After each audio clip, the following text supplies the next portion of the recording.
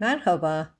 Gönülden Örgüler'de bugün sizler için yakadan başlamalı, dalgalı desenli ve de örülmesi çok zevkli, çok güzel bir bebek hırkasının anlatımını yapacağım. Bu videoda bebek hırkasının komple anlatımını göreceksiniz. Bu hırkayı mavi renk ile yeni doğan erkek bebekler için de örebilirsiniz. Ben kız bebeği öreceğim için pembe rengi tercih ettim. Aynı örnekle bir de bebek yeleği olarak ördüm. Onu da kanalımda görebilirsiniz. Bu hırka gerçekten her renk ip ile çok hoş ve güzel oluyor. Hele de beyaz ile çok şık ve zarif duruyor.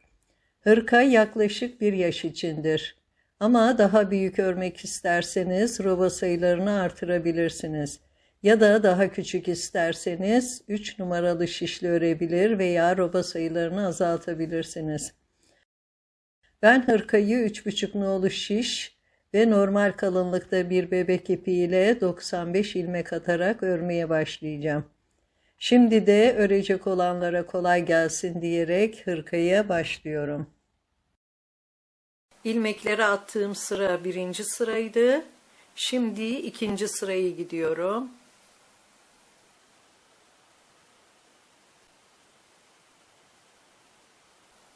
Ve 2., 3., 4. sıralarda bütün ilmeklerimi düz örüyorum.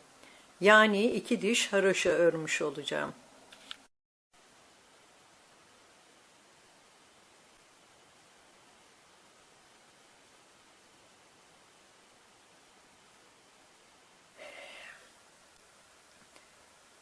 İki diş haroşa ördükten sonra şimdi 5. sıraya gidiyorum. Ön haroşamız için 7 ilmek düz örüyorum.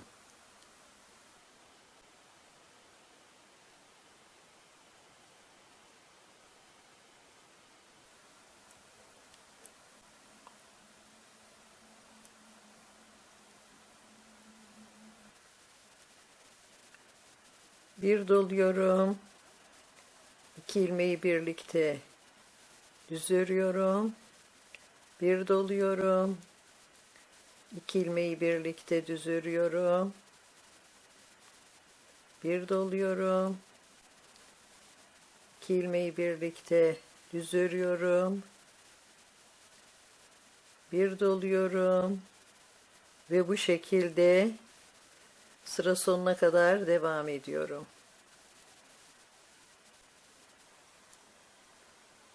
Sıra sonuna geldim. Bir doluyorum. 2 beraber. Bir doluyorum.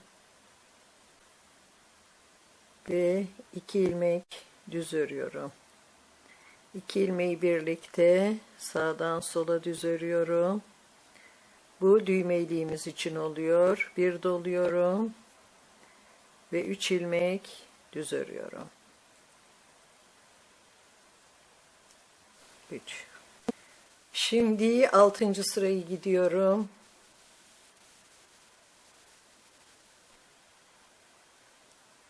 Ve bütün ilmeklerimi düz örüyorum.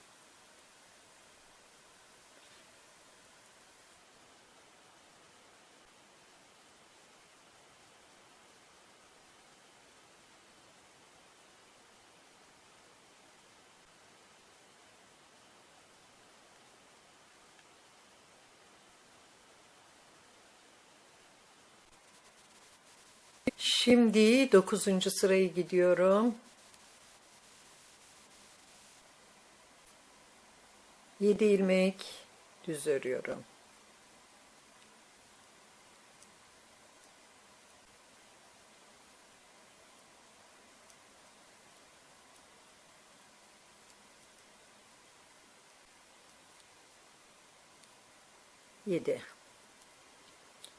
Burada bir ilmekten 2 ilmek çıkarıyorum. 2. 7 ilmek düz örüyorum.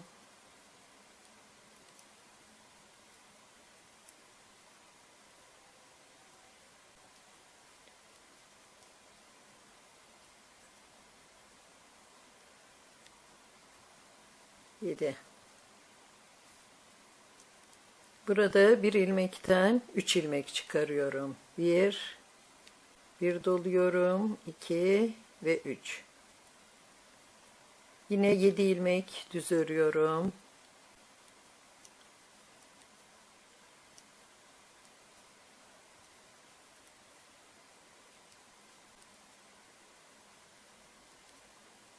Yedi. Burada yine bir ilmekten 3 ilmek çıkarıyorum. 7 ilmek düz örüyorum. Ve bu şekilde 7 ilmek düz, bir ilmekten 3 ilmek çıkarıyoruz. 7 ilmek düz, bir ilmekten 3 ilmek çıkarıyoruz. Bu şekilde sıra sonuna kadar devam ediyoruz. Sıra sonuna geldim. 7. Burada yine bir ilmekten 3 ilmek çıkarıyorum. 1 doluyorum. 3. 7 ilmek düz örüyorum.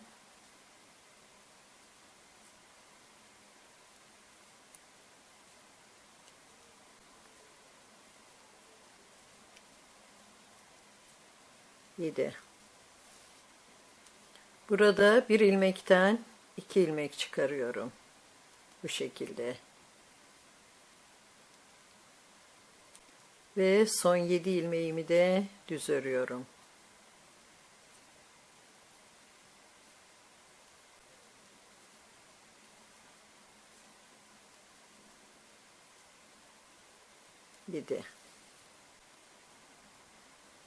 Şimdi 10. sırayı gidiyorum.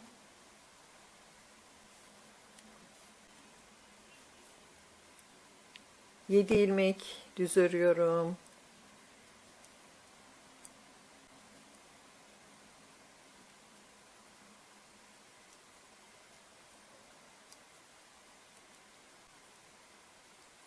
Yedi. Ve diğer bütün ilmeklerimi son 7 ilmek kalana kadar ters örüyorum. Son 7 ilmeğimi de düz örüyorum. 11, 12, 13 ve 14. sıraları düz örüyorum. Şimdi 15. sırayı gidiyorum.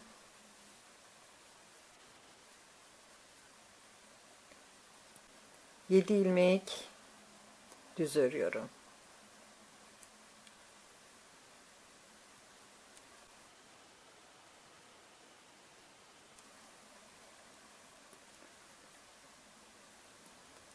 Yedi ön biyemiz için. Burada bir ilmekten 2 ilmek çıkarıyorum. Bu şekilde bir de şöyle arkadan giriyorum. 2. 9 ilmek düz örüyorum.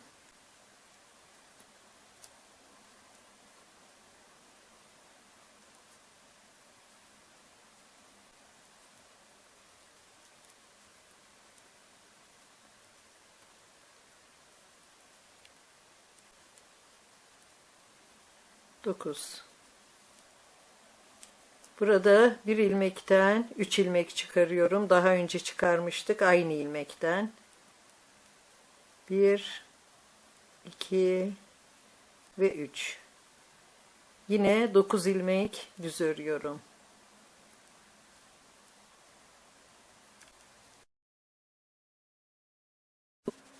Dokuz ilmek düz, bir ilmekten 3 ilmek çıkarıyoruz. 9 düz, bir ilmekten 3 ilmek çıkarıyoruz. Bu şekilde sıra sonuna kadar devam ediyoruz.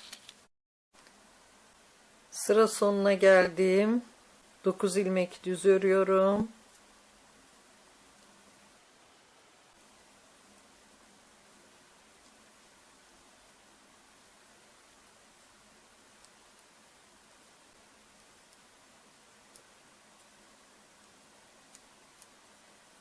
Ve 9. Burada yine bir ilmekten 2 ilmek çıkarıyorum. Ve son 7 ilmeğimi de düz örüyorum.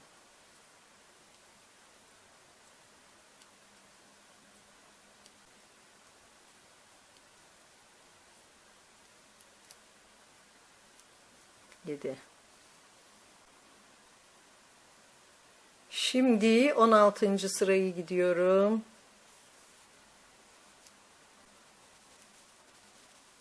Ve bütün ilmeklerimi düz örüyorum.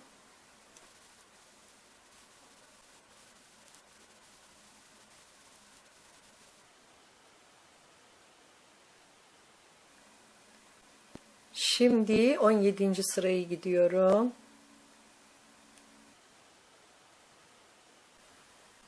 9 ilmek düz örüyorum.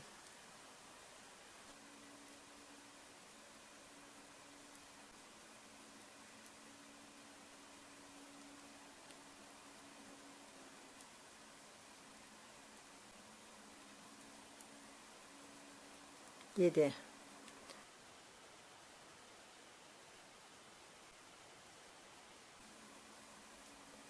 Bir doluyorum. Bir düz örüyorum. Bir doluyorum.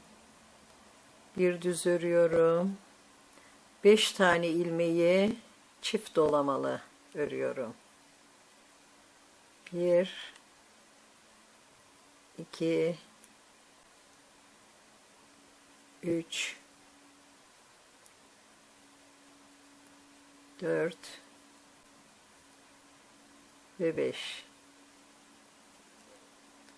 Bir ilmek düz örüyorum.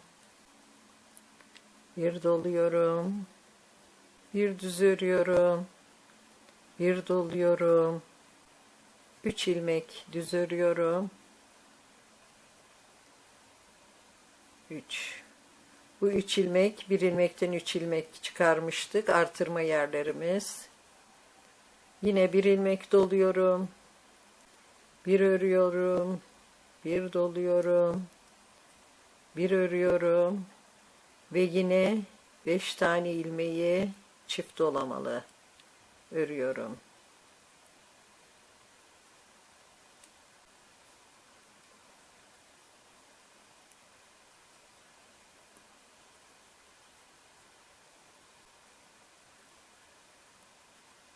Beş.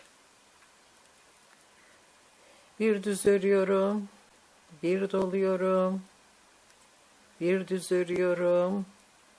Bir doluyorum ve yine 3 ilmeği düz örüyorum.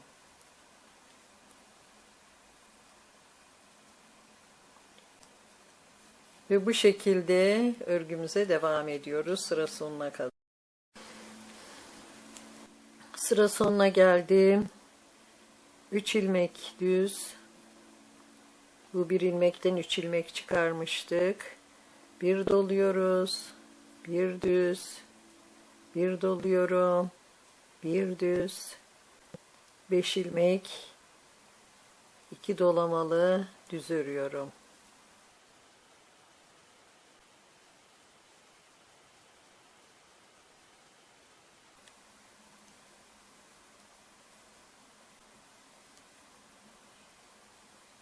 Beş. Bir düz örüyorum. Bir doluyorum. Bir düz örüyorum. Bir doluyorum. Ve son 9 ilmeğimi de düz örüyorum.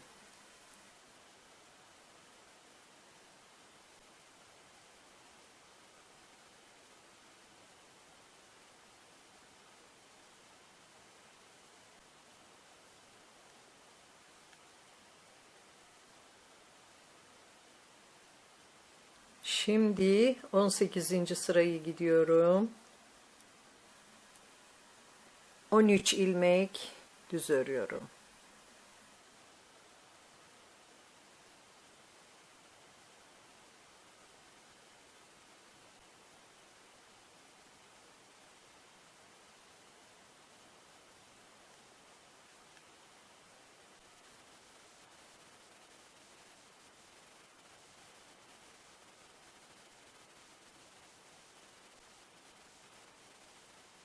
İpimi içeriye alıyorum. 5 tane çift dolamalı ilmeği sağ şişime alıyorum örmeden. İpimi dışarıya alıyorum tekrar ve 11 ilmek düz örüyorum.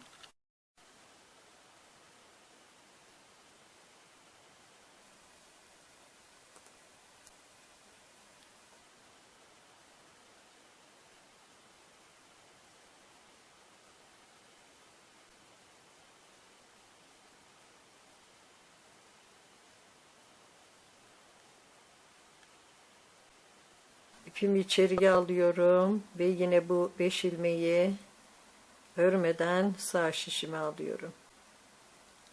İpimi arkaya alıyorum. 11 ilmek düz örüyorum.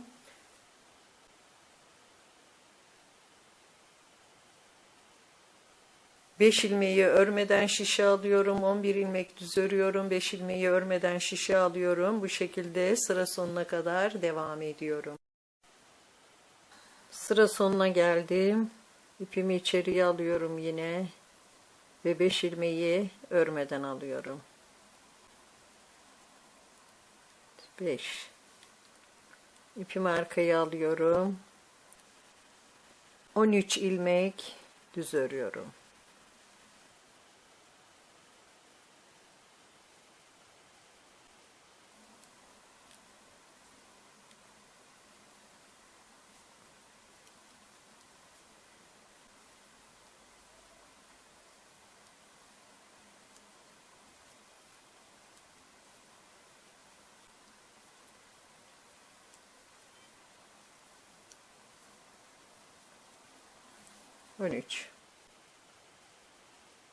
Şimdi 19. sırayı gidiyorum.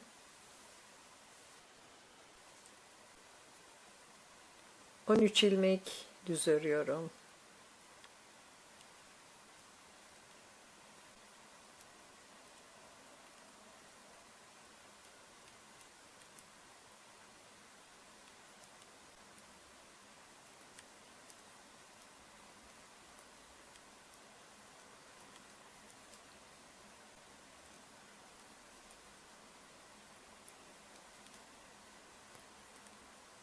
On iki, 13. Bu şekilde ipim arkada. Şimdi bu 5 ilmeği yine örmeden sağ şişime alıyorum. 11 ilmek düz örüyorum.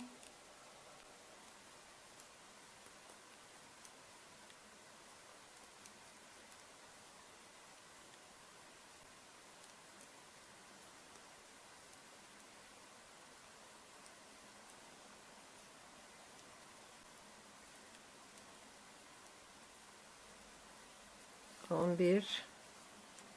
Yine 5 tane ilmeğimi örmeden alıyorum. 11 ilmek düz örüyorum. 5 ilmeği örmeden şişe alıyorum. 11 ilmek düz örüyorum. 5 ilmeği örmeden şişe alıyorum ve bu şekilde sıra sonuna kadar devam ediyorum.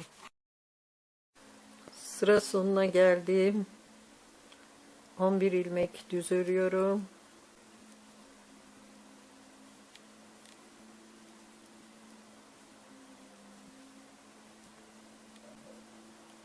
On ve 11. Burada yine 5 taneyi örmeden alıyorum sağ şişime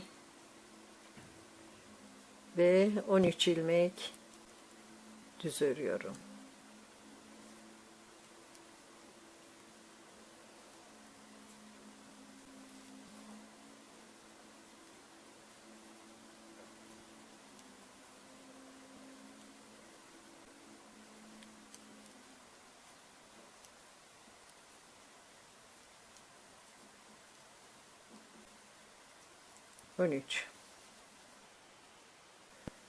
Şimdi 20. sırayı gidiyorum. 7 ilmek düz örüyorum.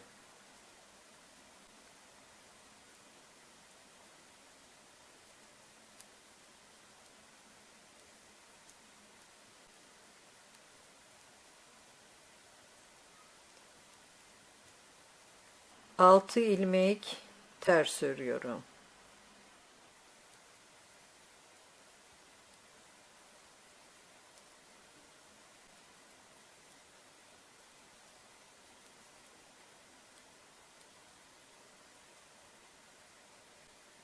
Bu 5 tane ilmeği birlikte ters örüyorum. 11 ilmek ters örüyorum.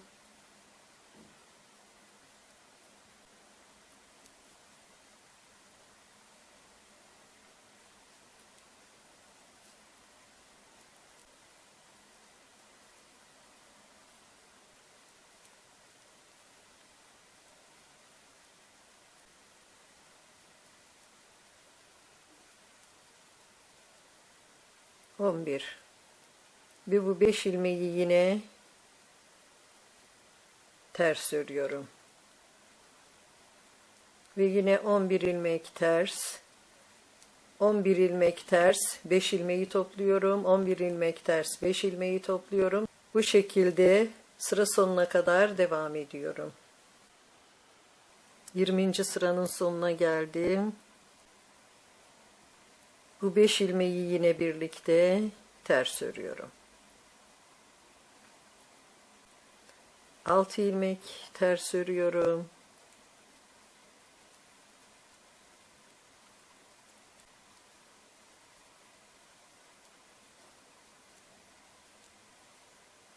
6 ve son 7 ilmeğimi de düz örüyorum.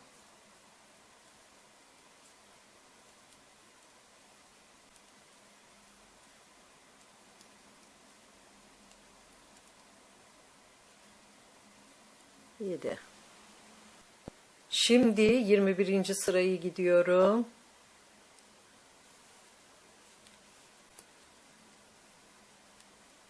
Yedi ilmek düz örüyorum.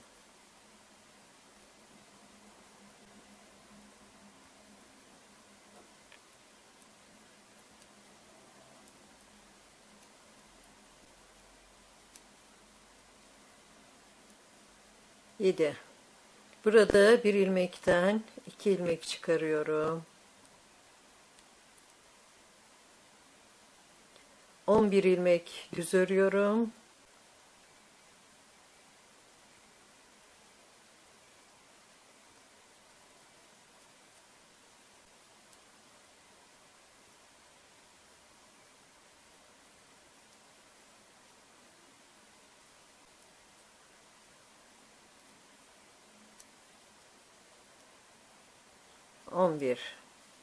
Ve burada yine bu artırma ilmeğinden bir ilmekten 3 ilmek çıkarıyorum.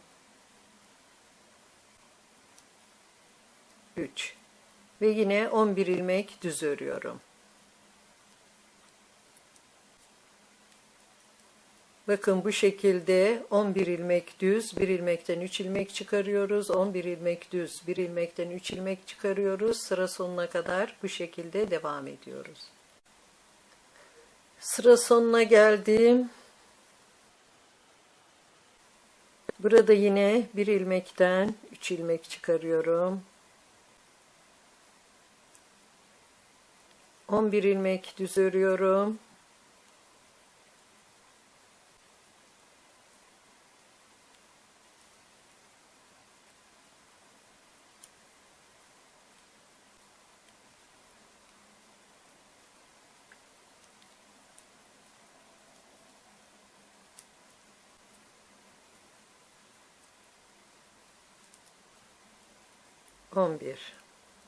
Burada yine bir ilmekten 2 ilmek çıkarıyorum. Ve son 7 ilmeğimi de düz örüyorum.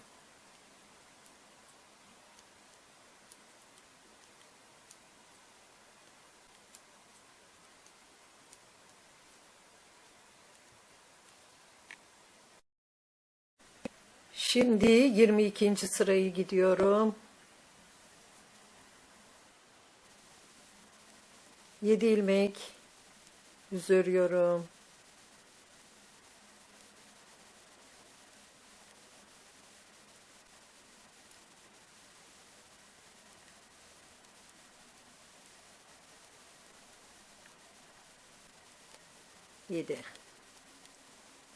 Ve diğer bütün ilmeklerimi son 7 ilmek kalana kadar ters örüyorum. Son 7 ilmeğimi de düz örüyorum. Şimdi 23. sıraya gidiyorum. Ve bütün ilmeklerimi düz örüyorum.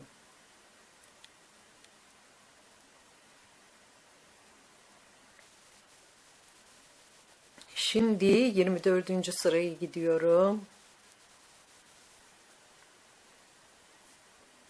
Ve bütün ilmeklerimi düz örüyorum.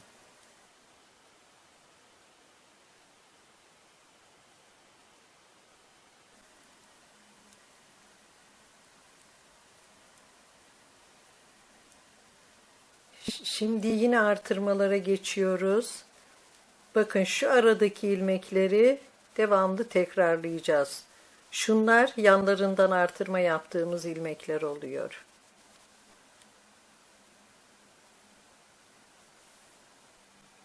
Şimdi 25. sırayı gidiyorum. 7 ilmek düz örüyorum.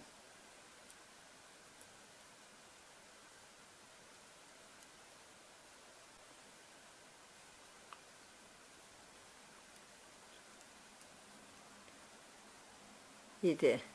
Bakın bu yanından artırma yaptığımız ilmek. Bir düz örüyorum. Bir doluyorum. 2 ilmeği birlikte düz örüyorum. Bir doluyorum. Bir düz, bir doluyorum ve bir düz örüyorum. Burada 3 defa artırmış olduk. Şimdi 5 tane ilmeği çift dolamalı örüyorum. 1 2 3 4 ve 5.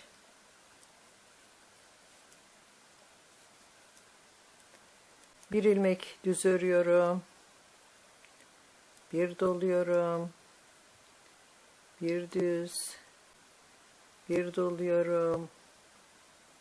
2 ilmeği birlikte düz örüyorum. Bir doluyorum ve bu yine yanlarından artırma yaptığımız ilmek. Bakın yanlarından artırma yaptığım mavi ile işaretlemiş olduğum ilmeklerin arasındaki ilmekleri her dilimde tekrar edeceğiz. Şimdi 26. sırayı gidiyorum. 14 ilmek düz örüyorum.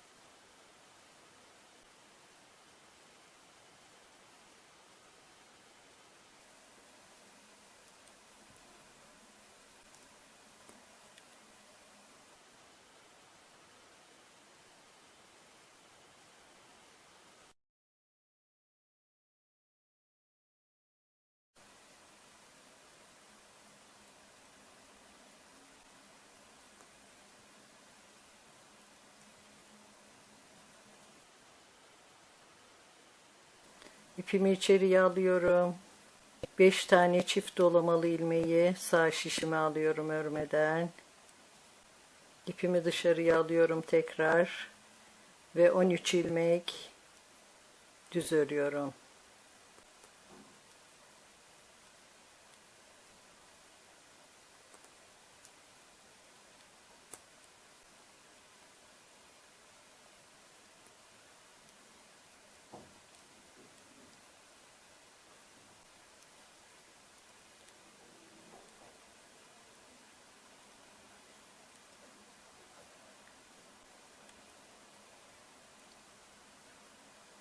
Ve 13. İpimi içeriye alıyorum. Yine çift dolamalı 5 ilmeği örmeden sağ şişime alıyorum. İpimi arkaya alıyorum ve yine 13 ilmek. Bu şekilde sıra sonuna kadar devam ediyorum.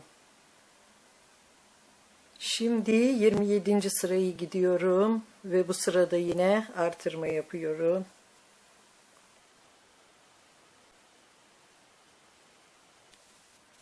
7 ilmek düz örüyorum.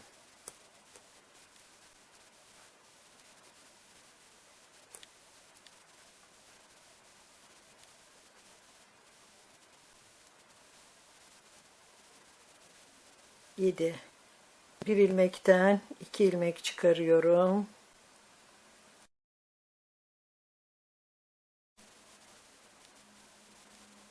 Bu şekilde 6 ilmek düz örüyorum.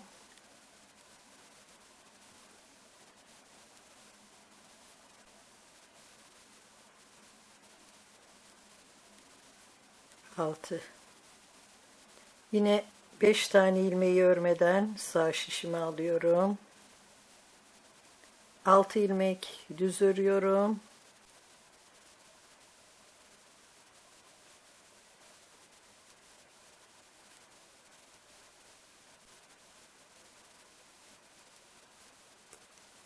6. Bir ilmekten 3 ilmek çıkarıyorum ve burada yine artırma yapmış oluyorum. Yanlarından artırma yaptığım mavi ile işaretlemiş olduğum ilmeklerin arasındaki ilmekleri her dilimde tekrarlıyoruz. Şimdi 28. sırayı gidiyorum. 7 ilmek düz örüyorum.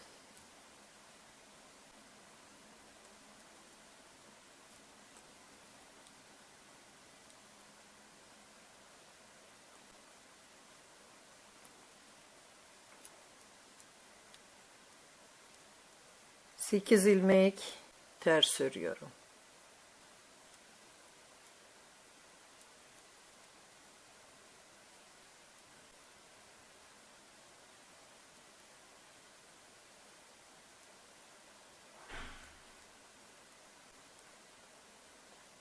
Sekiz. Buradaki 5 tane ilmeği birlikte ters örüyorum. 15 ilmek ters, 5 ilmeği beraber ters örüyoruz. 15 ilmek ters bu şekilde sıra sonuna kadar örüyoruz. Sıra sonunda da 5 ilmeği beraber ters örüyoruz. 6 ilmek ters ve 7 ilmek düzle bitiriyoruz. Şimdi 29. sırayı gidiyorum. Ve bütün ilmeklerimi düz örüyorum.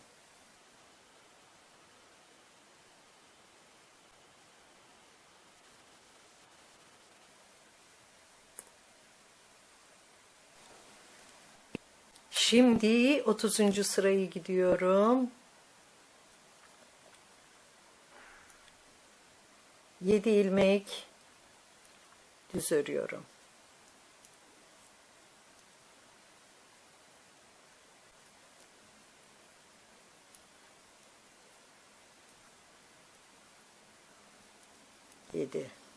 Ve diğer bütün ilmeklerimi son 7 ilmek kalana kadar ters örüyorum. Son 7 ilmeği de düz örüyorum. Şimdi 31. sırayı gidiyorum.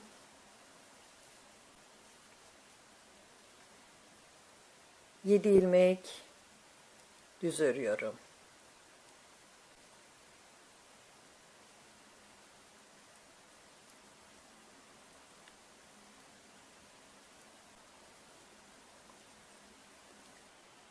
Bir ilmekten yine 2 ilmek çıkarıyorum bu şekilde. Yani artırmış oluyorum bir tane. 15 ilmek düz örüyorum.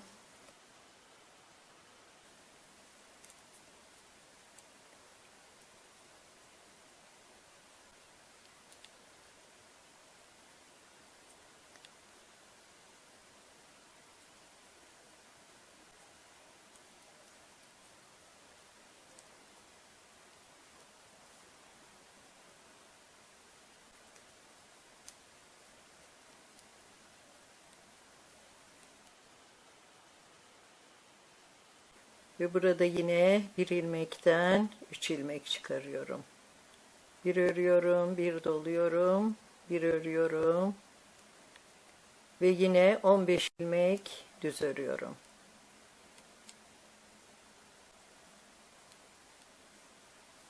Bu şekilde bu sırada da artırmalarımızı yapıyoruz. Şimdi 32. sırayı gidiyorum.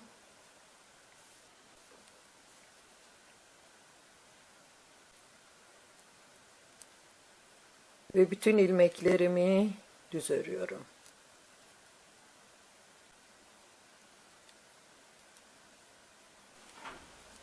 Şimdi 33. sırayı gidiyorum. Ben burada yine 2 tane işaret koydum. Bu ilmekler yanlarından artırma yaptığımız ilmekler. Bu araya şimdi yine şu motifi koyuyoruz.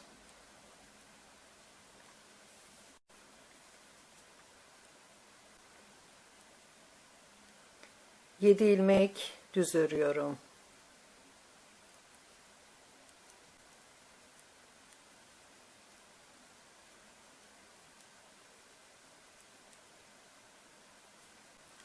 6 ve 7. Bu ilmeğimi düz örüyorum. Bir doluyorum. 2 ilmeği birlikte düz örüyorum. Bir doluyorum. 2 ilmeği birlikte düz örüyorum. Bir doluyorum. Bir düz. Bir doluyorum. Bir düz. Ve burada yine bunun üzerine 5 defa çift dolamalı ilmek örüyorum.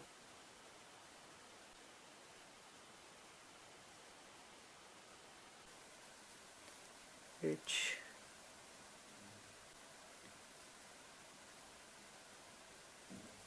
5. Bir ilmek düz örüyorum. Bir doluyorum. Bir düz. Bir doluyorum. 2 ilmeği birlikte düz örüyorum. Bir doluyorum. 2 ilmeği birlikte düz örüyorum. Bir doluyorum ve bu orta ilmeğimi yine düz örüyorum. Bakın yanlarından artırma yaptığım mavi ile işaretlemiş olduğum ilmeklerin arasındaki ilmekleri her dilimde tekrar edeceğiz. Şimdi 34. sırayı gidiyorum.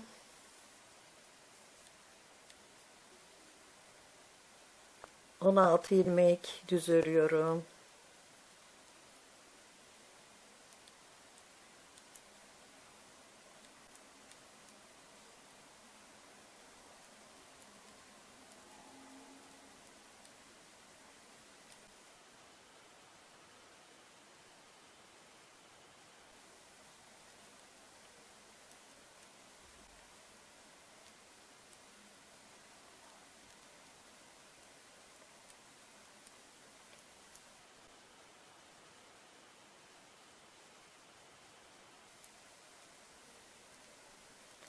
Bu 5 tane çift dolamalıyı örmeden sağ şişimi alıyorum. 5. İpimi arkaya alıyorum. 17 ilmek düz örüyorum.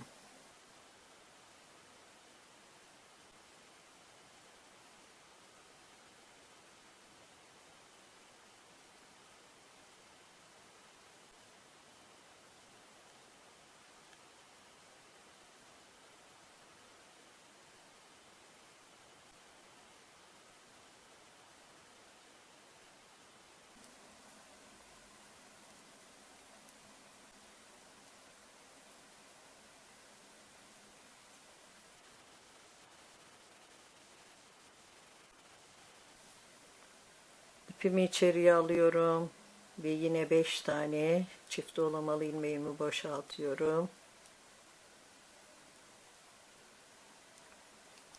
17 ilmek düz örüyorum.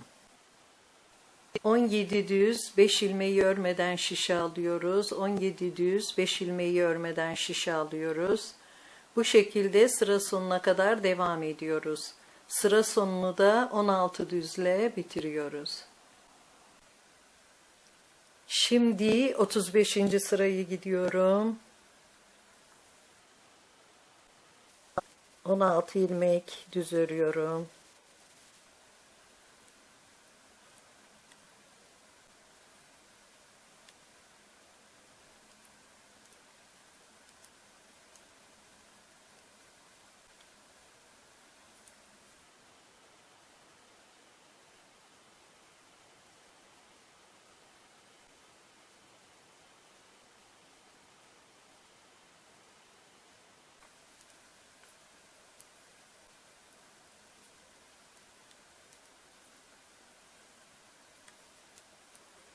Beş tane ilmeği örmeden sağ şişimi alıyorum. Ve 17 ilmek düz örüyorum. 17 düz 5 ilmeği örmeden şişe alıyoruz. 17 düz 5 ilmeği örmeden şişe alıyoruz. Bu şekilde sıra sonuna kadar devam ediyoruz. Sıra sonunu da 16 düzle bitiriyoruz. Şimdi 36. sırayı gidiyorum. 7 ilmek düz örüyorum.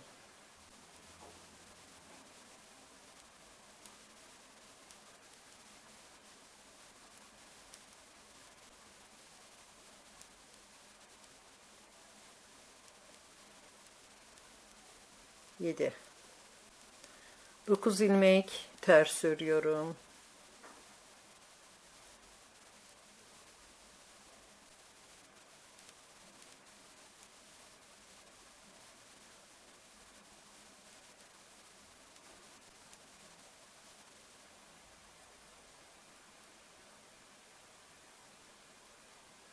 Dokuz.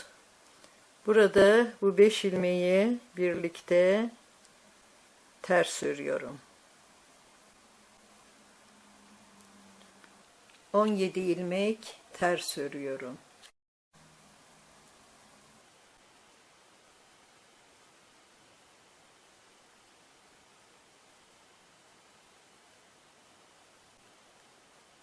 On yedi ters, 5 ilmeği beraber ters örüyoruz.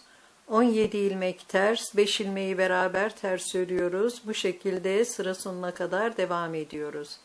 Sıra sonunu da 9 ilmek ters ve 7 ilmek düzle bitiriyoruz. Şimdi 37. sırayı gidiyorum.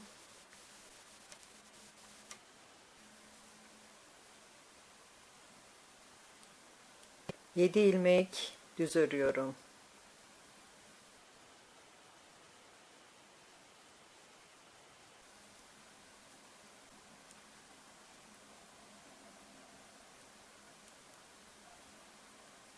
Yedi. Bir ilmekten 2 ilmek çıkarıyorum. 1 ve 2. 17 ilmek düz örüyorum. 17 ilmek düz, bir ilmekten 3 ilmek çıkarıyoruz. 17 ilmek düz, bir ilmekten 3 ilmek çıkarıyoruz. Bu şekilde sıra sonuna kadar devam ediyoruz. Sıra sonunda da bir ilmekten 2 ilmek çıkarıp 7 düz ilmekle sırayı bitiriyoruz. Şimdi 38. sırayı gidiyorum.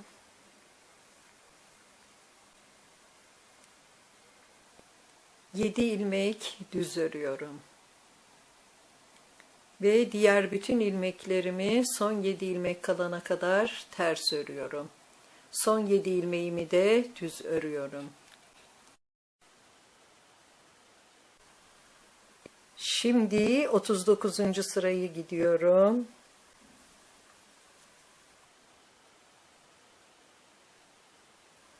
Ve bütün ilmeklerimi düz örüyorum.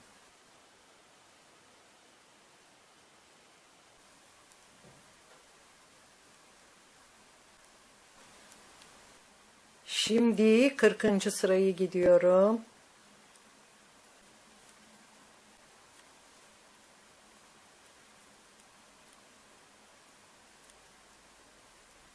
Ve bütün ilmeklerimi düz örüyorum.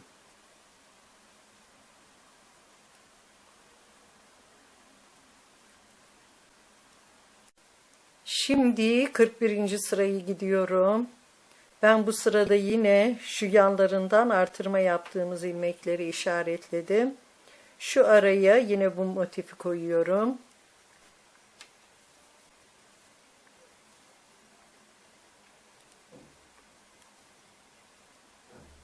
Yedi ilmek düz örüyorum.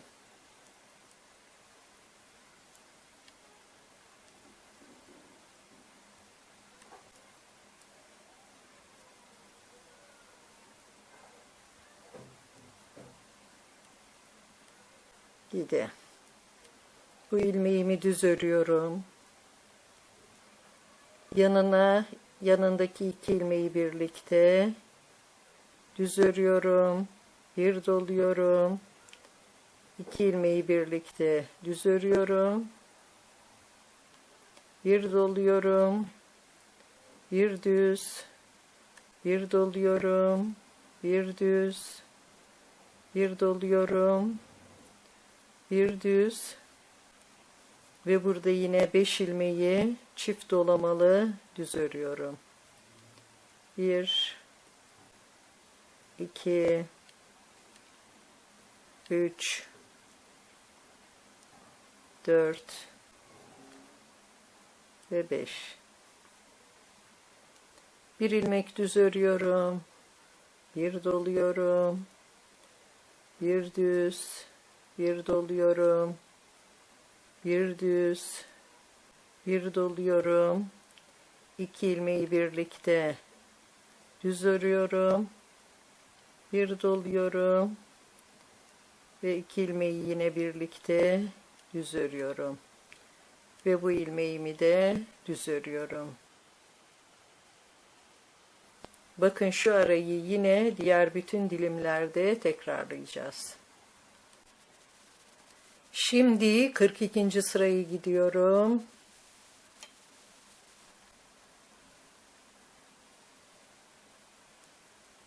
On 17 ilmek düz örüyorum.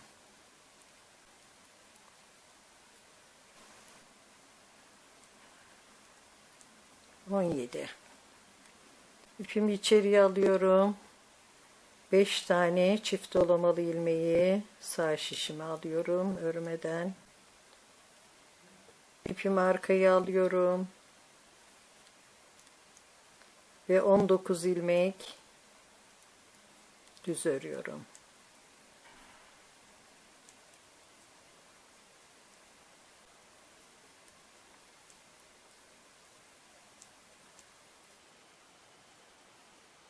Bakın bu şekilde 19 ilmek düz, 5 ilmeği örmeden sağ şişe alıyoruz. 19 ilmek düz, 5 ilmeği örmeden sağ şişe alıyoruz. Bu şekilde sıra sonuna kadar devam ediyoruz. Sıra sonunu da yine 17 düzle bitiriyoruz. Şimdi 43. sırayı gidiyorum.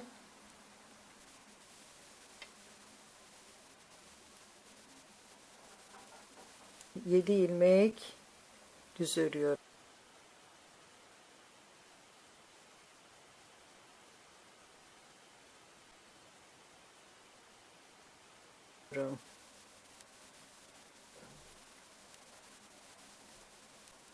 Burada bir ilmekten 2 ilmek çıkarıyorum. Yine artırma yapıyoruz bu sırada. 9 ilmek düz örüyorum.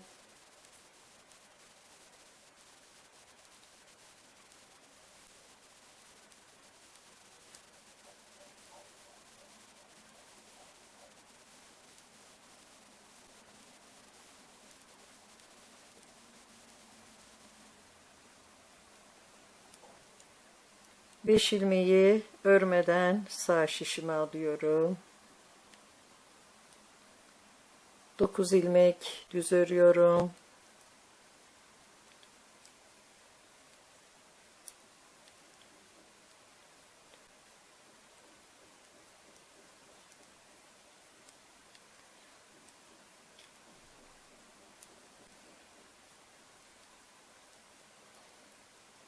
Ve 9. Burada bir ilmekten 3 ilmek çıkarıyorum. 1 2 ve 3. Yine 9 ilmek düz örüyorum.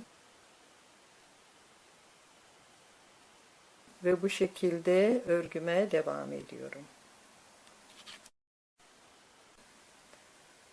Şimdi 44. sırayı gidiyorum.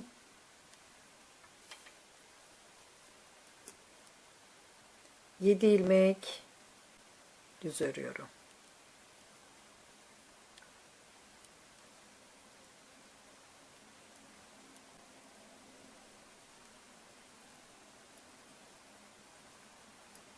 Yedi. 11 ilmek ters örüyorum.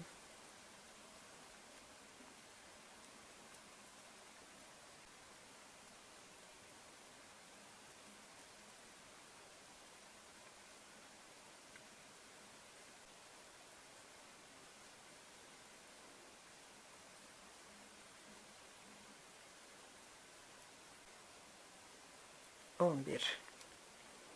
Bu 5 ilmeği birlikte ters örüyorum. 21 ilmek ters.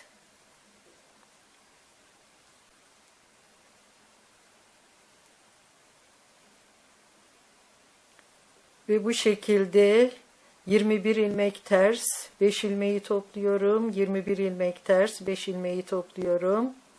Ve sıra sonunu da 11 ilmek ters, 7 ilmek düzle bitiriyorum. Şimdi 45. sırayı gidiyorum.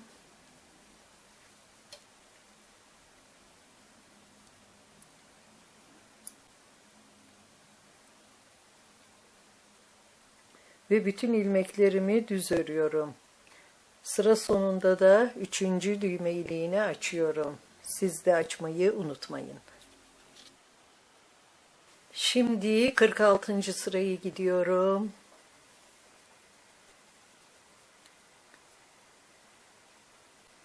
Yedi ilmek düz örüyorum.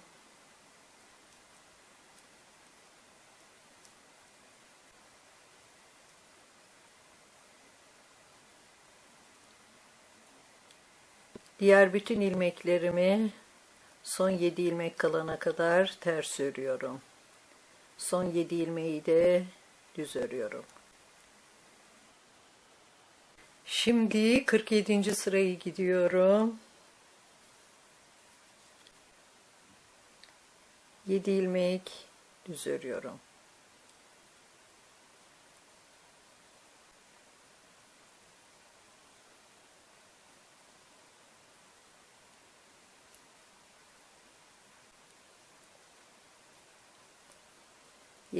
Burada yine bir ilmekten 2 ilmek çıkarıyorum.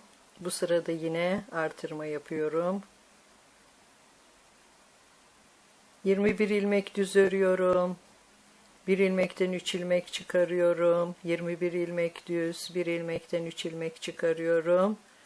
Bu şekilde sıra sonunda da bir ilmekten 2 ilmek çıkarıp son 7 ilmeğimi de düz örüyorum. Şimdi 48. sırayı gidiyorum. 7 ilmek düz örüyorum.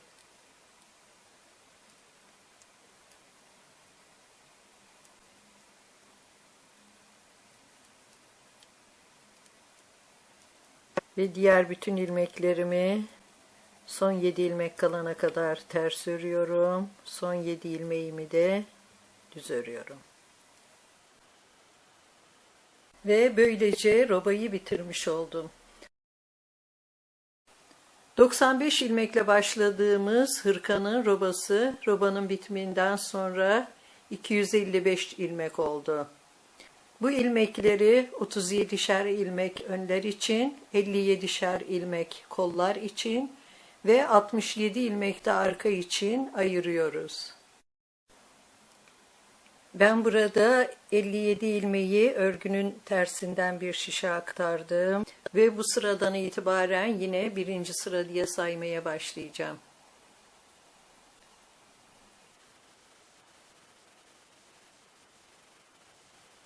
Şimdi kolun birinci sırasını gidiyorum ve bütün ilmeklerimi düz örüyorum.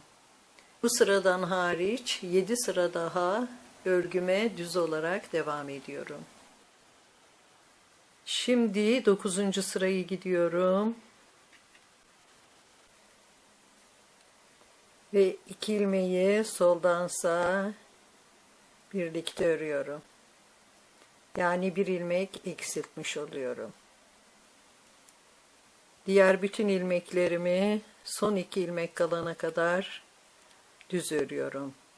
Son 2 ilmeği de sağdan sola birlikte beraber örüyorum.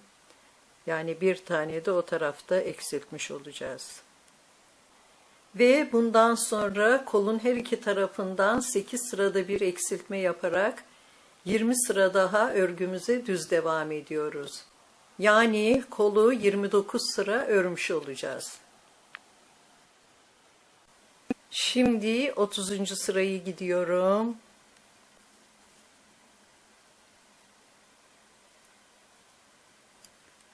Ve bütün ilmeklerimi düz örüyorum.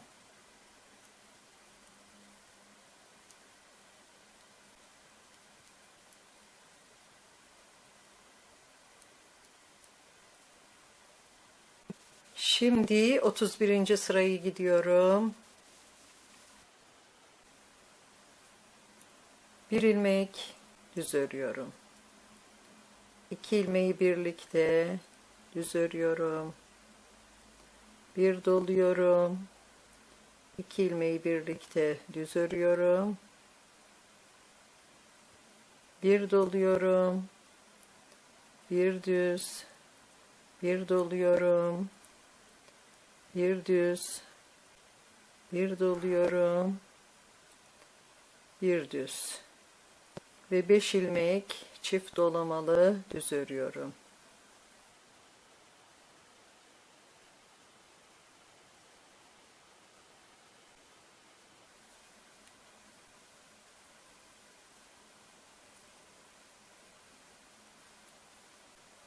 Bir ilmek düz örüyorum. Bir doluyorum. Bir düz. Bir doluyorum. Bir düz. Bir doluyorum. Bir düz. Bir doluyorum. Düz. Ve yine 5 defa çift dolamalı düz örüyorum. 1 2 3 4 ve 5. Bir ilmek düz örüyorum. Bir doluyorum. Bir düz. Bir doluyorum. Bir düz. Bir doluyorum. Bir düz. Bir doluyorum. Bir düz. Ve yine 5 ilmek çift dolamalı düz örüyorum. 1 2 3 4 ve 5. Bir ilmek düz örüyorum. Bir doluyorum. Bir düz. Bir doluyorum. Bir düz. Bir doluyorum. Bir düz. Bir doluyorum. Ve bir düz örüyorum. Yine 5 tane ilmeğimi çift dolamalı düz örüyorum. 1 2 3 4 ve 5. Bir ilmek düz örüyorum. Bir doluyorum. Bir düz. Bir doluyorum. Bir düz. Bir doluyorum. 2 ilmeği birlikte düz örüyorum. Bir doluyorum. 2 ilmeği birlikte düz örüyorum. Ve son ilmeğimi de düz örüyorum. Şimdi 32. sırayı gidiyorum. 10 ilmek düz örüyorum.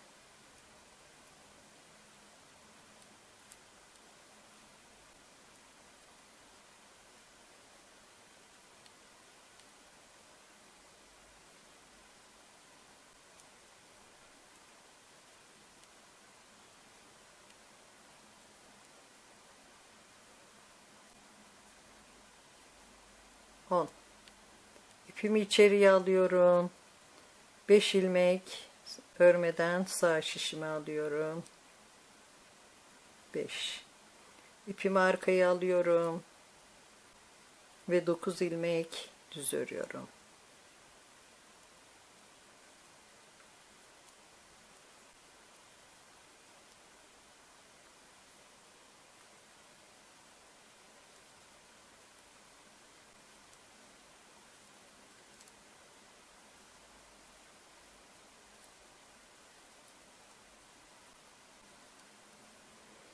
İpimi içeriye alıyorum. Yine 5 ilmeği sağ şişime alıyorum. İpimi arkaya alıyorum ve 9 ilmek düz örüyorum. Bu şekilde 9 ilmek düz, 5 ilmeği örmeden alıyorum. 9 ilmek düz, 5 ilmeği örmeden alıyorum ve sıra sonunu da 10 ilmek düzle bitiriyorum. Şimdi 33. sırayı gidiyorum. Burada bir ilmek eksiltiyorum. 1. 8 ilmek düz örüyorum.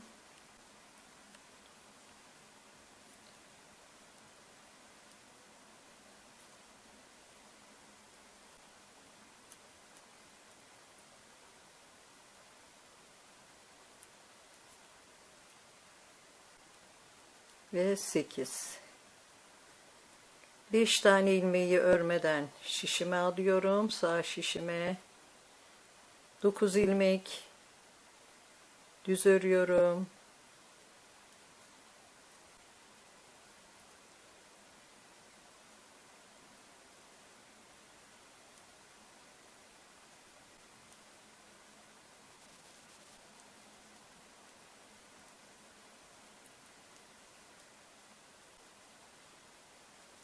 Dokuz. Burada yine 5 tane ilmeğimi örmeden sağ şişime alıyorum. Ve yine 9 ilmek düz örüyorum. Bu şekilde sıra sonuna kadar devam ediyorum. Sıra sonunu da 8 ilmek düz ve bir eksiltme ile bitiriyorum. Şimdi 34. sırayı gidiyorum.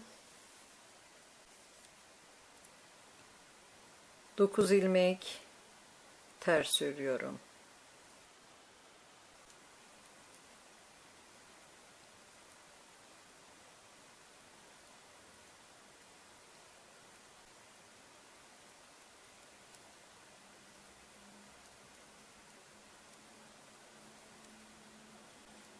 Dokuz. Bu 5 ilmeği birlikte ters örüyorum. Yine 9 ilmek ters örüyorum. 9 ilmek ters, 5 ilmeği birlikte ters örüyorum. 9 ilmek ters, 5 ilmeği birlikte ters örüyorum. Bu şekilde sıra sonuna kadar devam ediyorum. 9 ilmek tersle sıramı bitiriyorum. Şimdi 35. sırayı gidiyorum.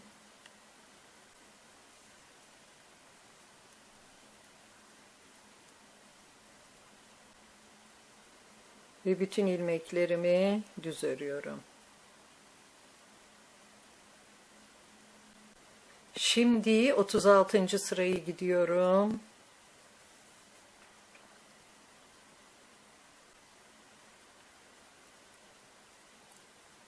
Ve bütün ilmeklerimi ters örüyorum.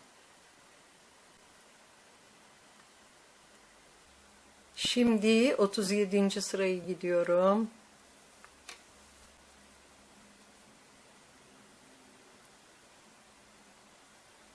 Ve bütün ilmeklerimi düz örüyorum. Şimdi 38. sırayı gidiyorum.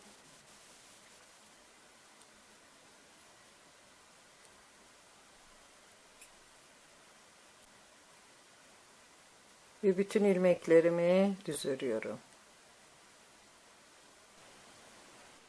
Şimdi 39. sırayı gidiyorum. 2 ilmeği birlikte düz örüyorum. Bir doluyorum. Yine 2 ilmeği birlikte düz örüyorum. Bir doluyorum. Bir düz. Bir doluyorum. Bir düz. Bir doluyorum. Bir düz. Ve burada yine 5 ilmeği çift dolamalı düz örüyorum. 1, 2, 3, 4 ve 5. Bir düz örüyorum. Bir doluyorum. Bir düz, bir doluyorum. Bir düz, bir doluyorum. Bir düz, bir doluyorum. Bir düz, bir doluyorum. Ve burada yine 5 tane ilmeği çift dolamalı düz örüyorum.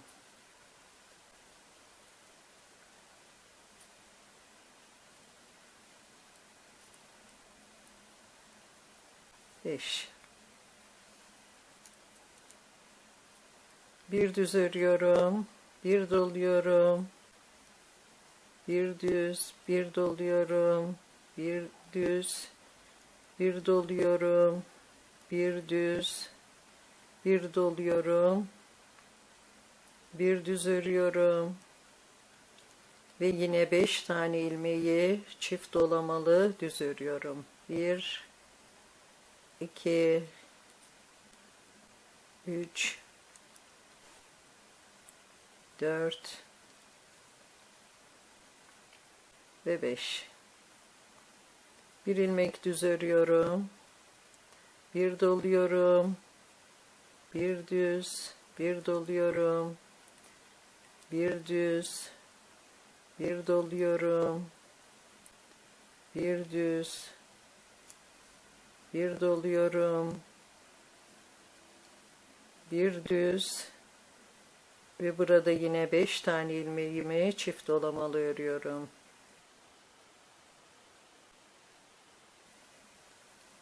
2 3 4 ve 5. Bir ilmek düz örüyorum. Bir doluyorum. Bir düz, bir doluyorum. Bir düz, bir doluyorum. 2 ilmeği birlikte düz örüyorum. Bir doluyorum. Ve yine 2 ilmeği birlikte düz örüyorum. Şimdi 40. sırayı gidiyorum. 9 ilmek düz örüyorum.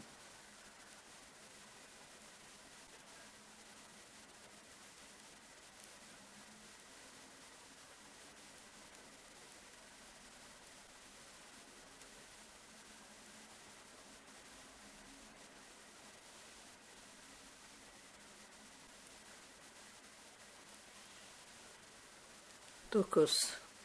İpimi içeriye alıyorum. 5 ilmek örmeden sağ şişimi alıyorum. 5. İpimi arkaya alıyorum.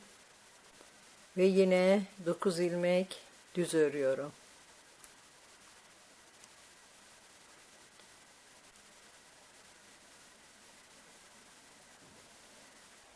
Dokuz ilmek düz, 5 ilmeği örmeden şişe alıyorum. 9 ilmek düz, 5 ilmeği örmeden şişe alıyorum. Bu şekilde sıra sonuna kadar devam ediyorum. Sıra sonunu da 9 düzle bitiriyorum. Şimdi 41. sırayı gidiyorum. 2 ilmeği birlikte düz örüyorum.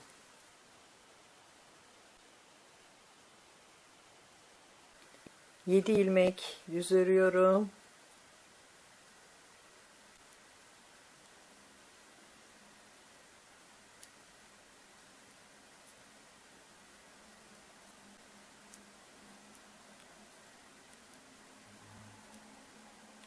Bu 5 ilmeği örmeden sağ şişime alıyorum. 9 ilmek düz örüyorum. Bu şekilde 9 ilmek düz, 5 ilmeği örmeden şişe alıyorum. Sıra sonuna kadar devam ediyorum. Sıra sonunda da yine bir ilmek eksiltmeyi unutmuyorum. Şimdi 42. sırayı gidiyorum. 8 ilmek ters örüyorum.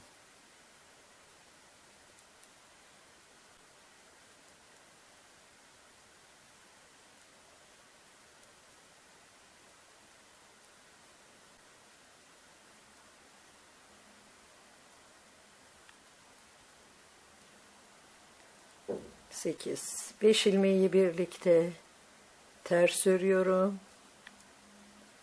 9 ilmek ters örüyorum.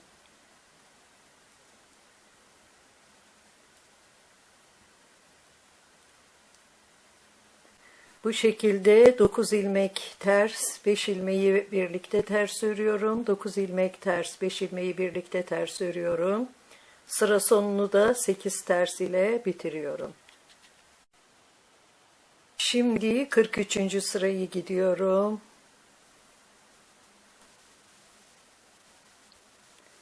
Ve bütün ilmeklerimi düz örüyorum.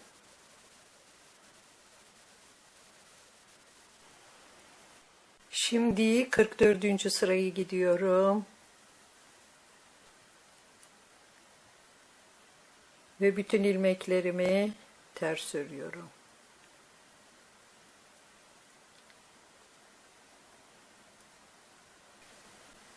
Şimdi 45. sırayı gidiyorum.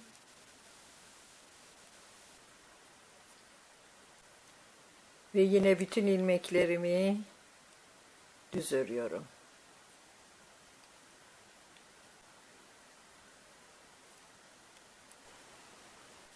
Şimdi 46. sırayı gidiyorum.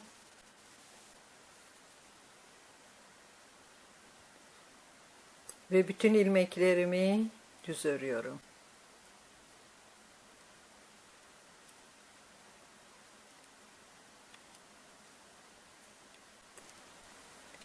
Şimdi 47. sırayı gidiyorum. Ve yine bütün ilmeklerimi düz örüyorum.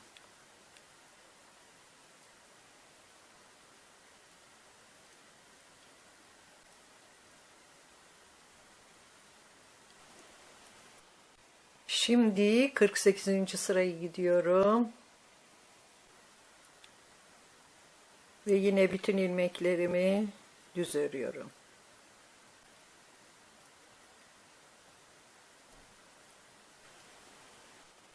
Şimdi 49. sırayı gidiyorum. 2 ilmeği birlikte düz örüyorum. Bir doluyorum. 2 ilmeği birlikte düz örüyorum. Bir doluyorum.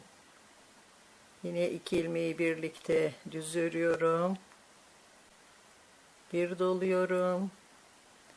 2 ilmeği birlikte düz örüyorum.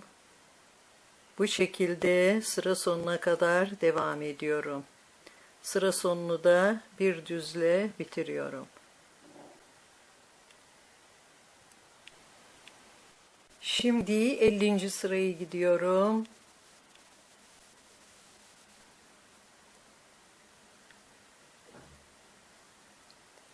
Ve bütün ilmeklerimi düz örüyorum.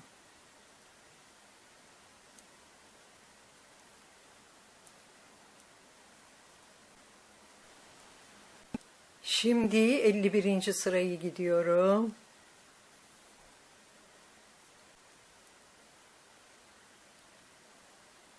Ve bütün ilmeklerimi düz örüyorum.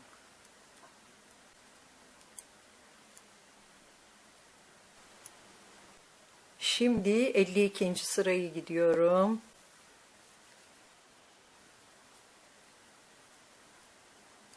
Ve yine bütün ilmeklerimi düz örüyorum.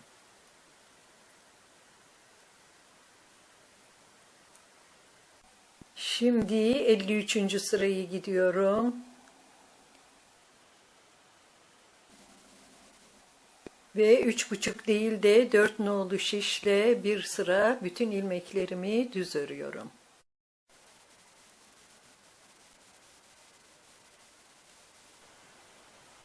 Dört nolu şişle bir sıra ördükten sonra şimdi bütün ilmeklerimi örmeden 3,5 nolu şişe aktarıyorum.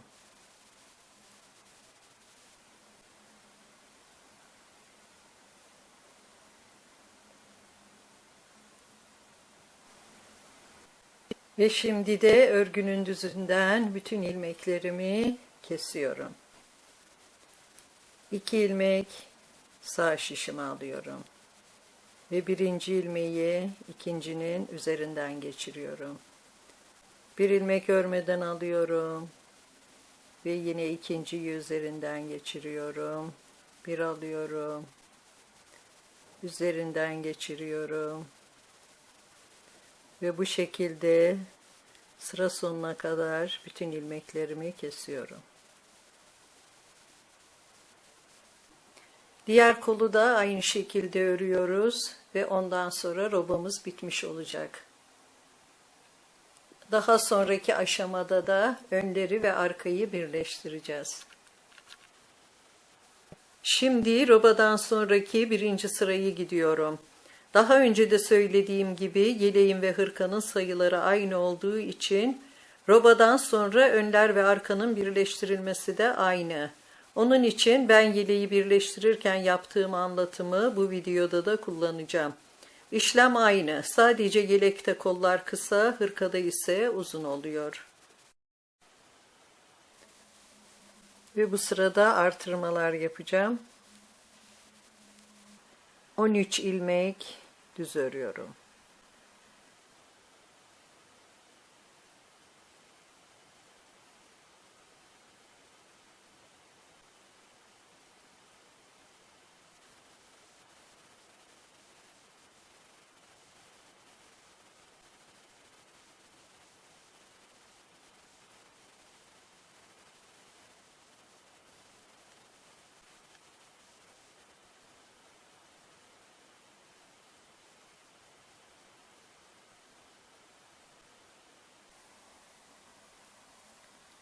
Bir ilmekten 3 ilmek çıkarıyorum. Bir doluyorum. 2 ve 3. 5 ilmek düz örüyorum.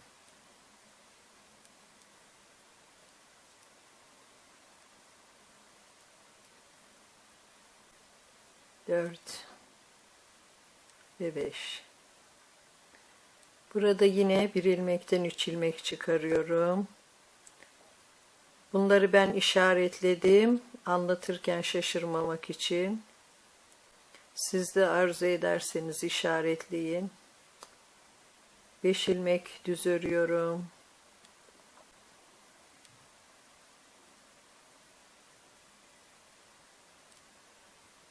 Ve 5. Burada yine bir ilmekten 3 ilmek çıkarıyorum. Bir doluyorum. Bir düz örüyorum. 5 ilmek düz örüyorum.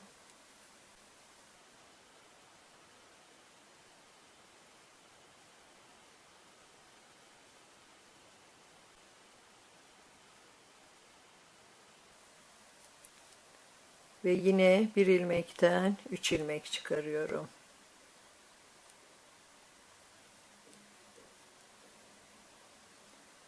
Dört ilmek düz örüyorum.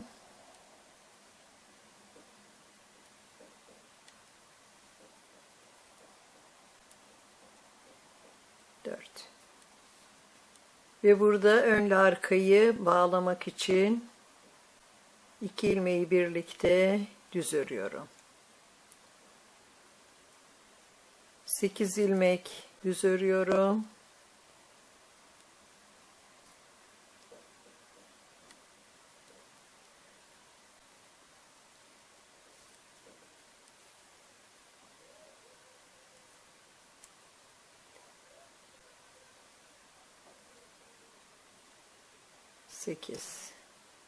Ve yine bir ilmekten 3 ilmek çıkarıyorum. 1, 2 ve 3. 5 ilmek düz örüyorum.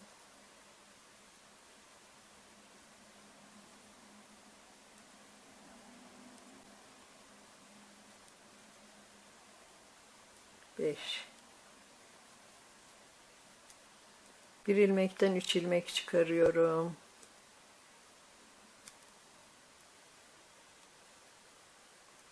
Beş ilmek düz örüyorum.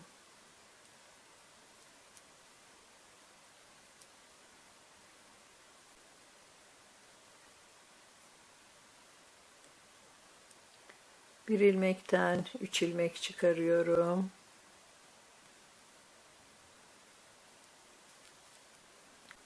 Beş ilmek düz örüyorum.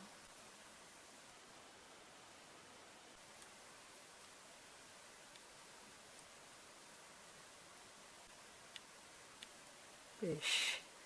Bir ilmekten 3 çıkarıyorum.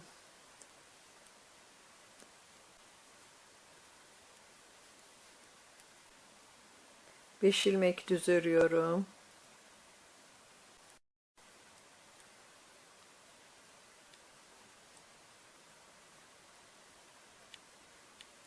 Beş.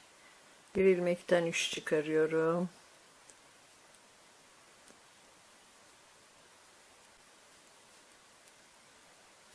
Beş ilmek düz örüyorum.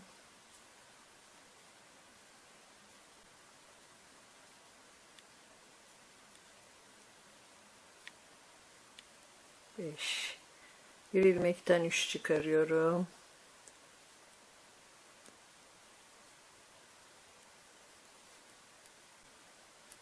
Beş ilmek düz örüyorum.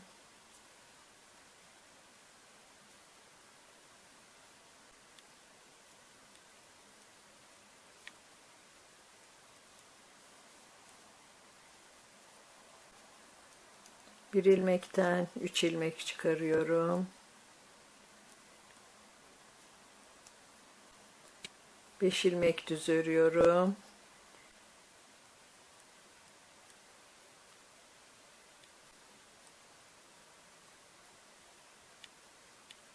Beş.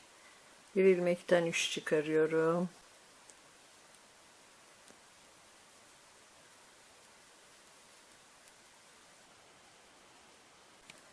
Beş ilmek düz örüyorum.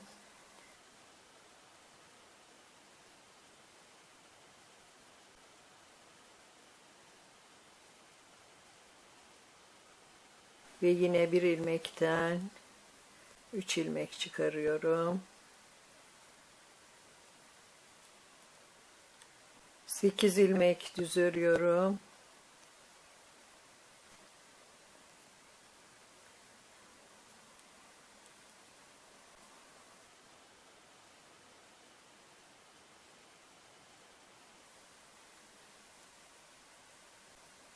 Sekiz. 2 ilmeği yine birlikte arka ile önü birleştiriyorum. 4 ilmek düz örüyorum.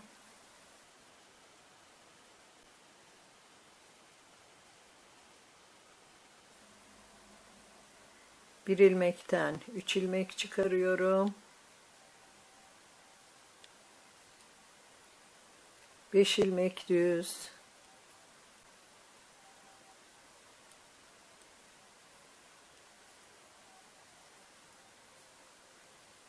Beş. Bir ilmekten 3 ilmek çıkarıyorum.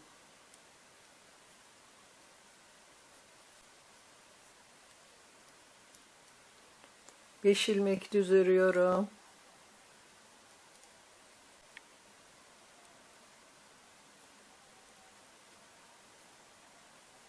Beş. Bir ilmekten 3 ilmek çıkarıyorum. Beş ilmek düz örüyorum.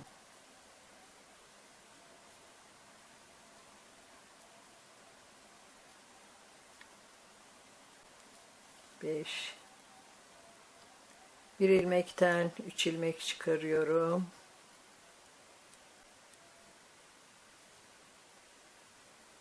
Üç. Ve son 13 ilmeğimi de düz örüyorum.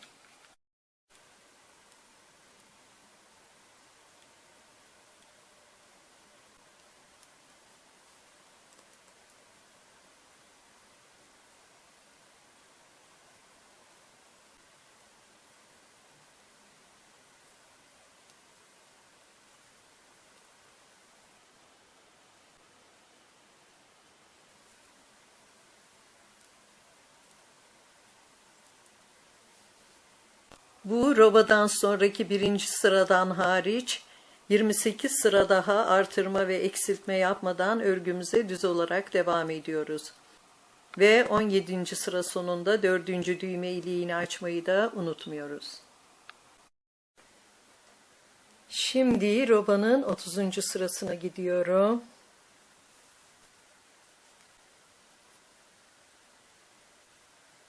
Ve bütün ilmeklerimi düz örüyorum.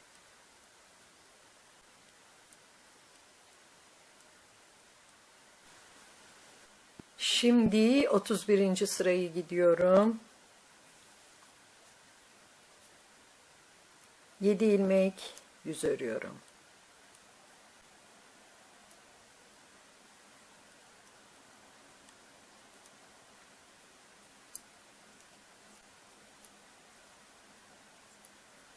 Ve 7.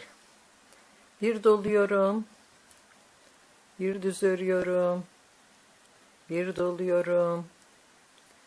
Bir düz örüyorum. Ve 5 tane ilmeği çift dolamalı örüyorum. 1 2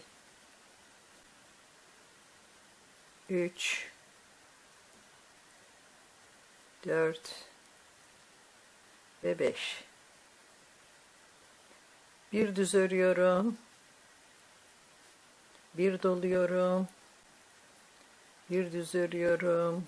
Bir doluyorum. Bir düz. Bir doluyorum. Bir düz. Bir doluyorum. Bir düz. Ve yine 5 tane ilmeği çift dolamalı örüyorum.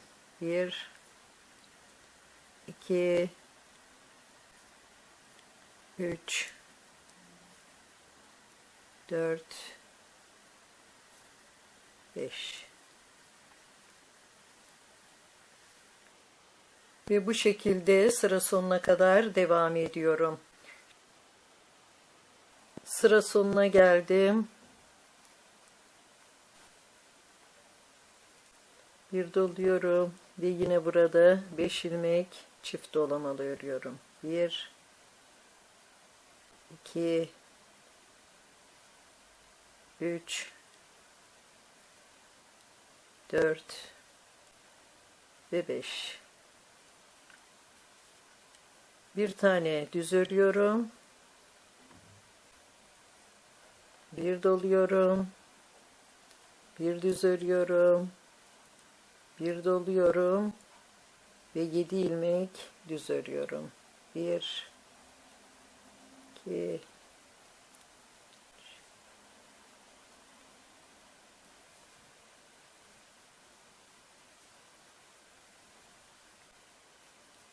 ve 7. Şimdi 32. sıraya gidiyorum.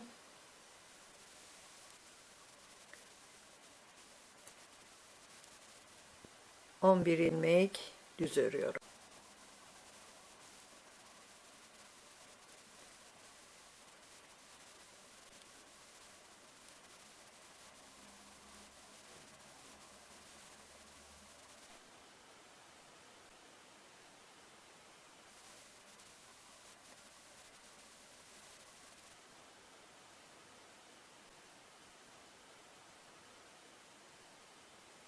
İpimi içeriye alıyorum. Yine 5 tane ilmeği örmeden sağ şişimi alıyorum. İpimi arkaya alıyorum. 9 ilmek düz örüyorum.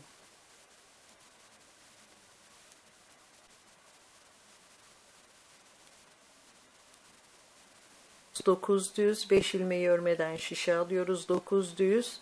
Bu şekilde sıra sonuna kadar devam ediyoruz. Sıra sonunda da 5 ilmeği örmeden sağ şişimizi alıyoruz ve 11 ilmek düz örerek sıramızı bitiriyoruz.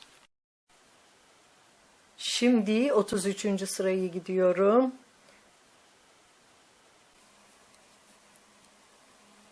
11 ilmek düz örüyorum.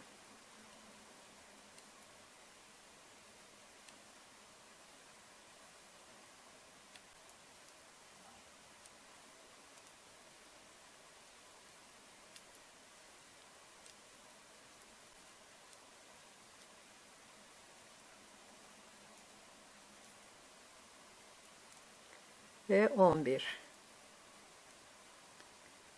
5 tane ilmeği örmeden sağ şişime alıyorum. 9 ilmek düz örüyorum.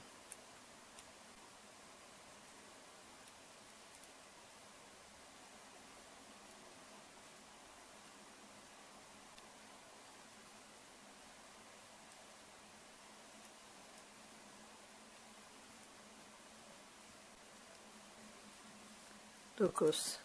Yine 5 tane ilmeği örmeden sağ şişime alıyorum.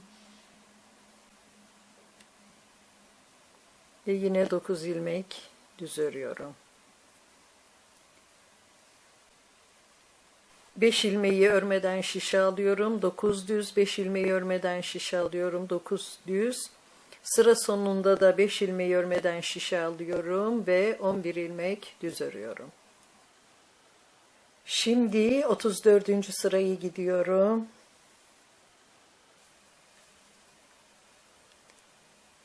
Yedi ilmek düz örüyorum.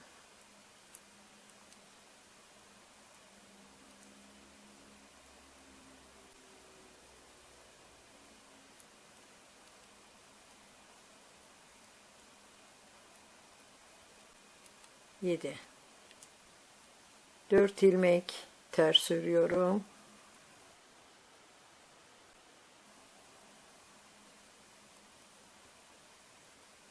Dört. Burada 5 ilmeği birlikte ters örüyorum. 9 ilmek ters örüyorum.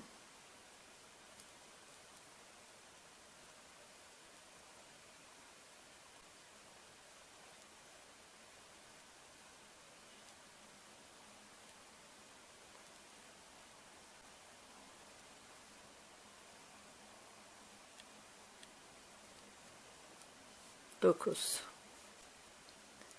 Burada yine 5 ilmeği birlikte ters örüyorum. 9 ilmek ters örüyorum ve bu şekilde 9 ters 5 ilmeği topluyorum. 9 ters 5 ilmeği birlikte ters örüyorum. Sıra sonunda da 5 ilmeği birlikte ters örüyorum. 4 ters ve 7 ilmek düz örüyorum. Şimdi 35. sırayı gidiyorum.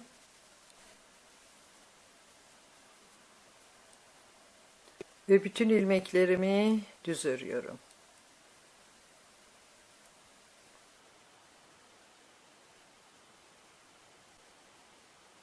Şimdi 36. sırayı gidiyorum.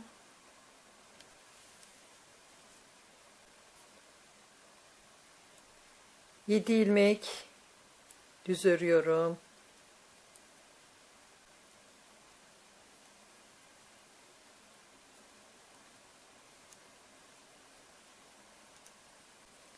Yedi.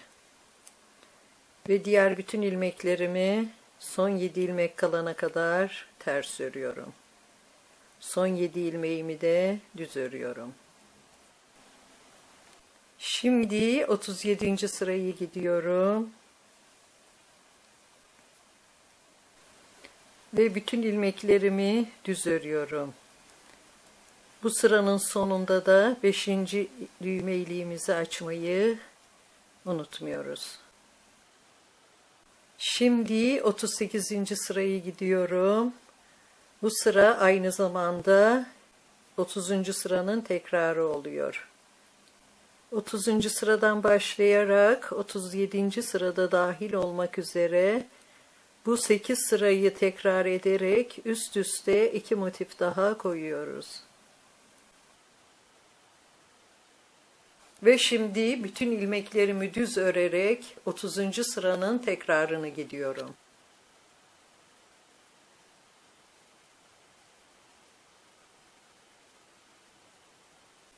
Örneği 3 defa üst üste koyduktan sonra şimdi etek ucu haroşasına başlıyorum.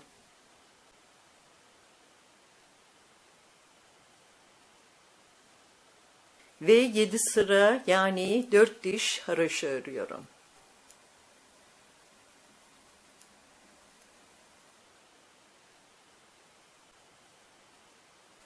4 diş haraşo ördükten sonra şimdi bir sırada 4 nolu şişle düz örüyorum.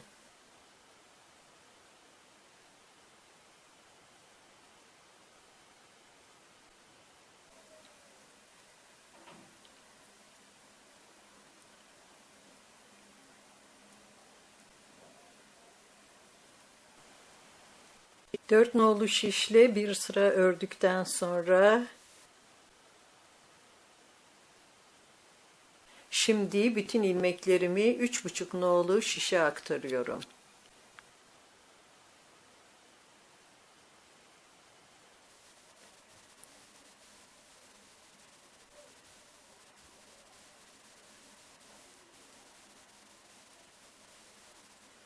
Bütün ilmeklerimi aktardıktan sonra şimdi kesime başlıyorum.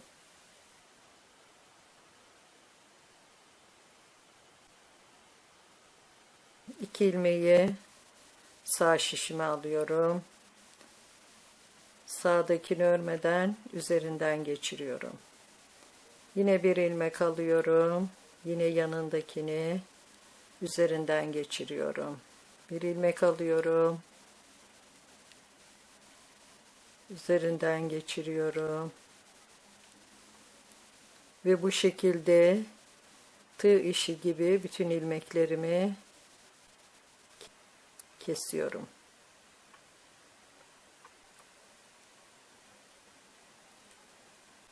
Sıra sonuna geldim.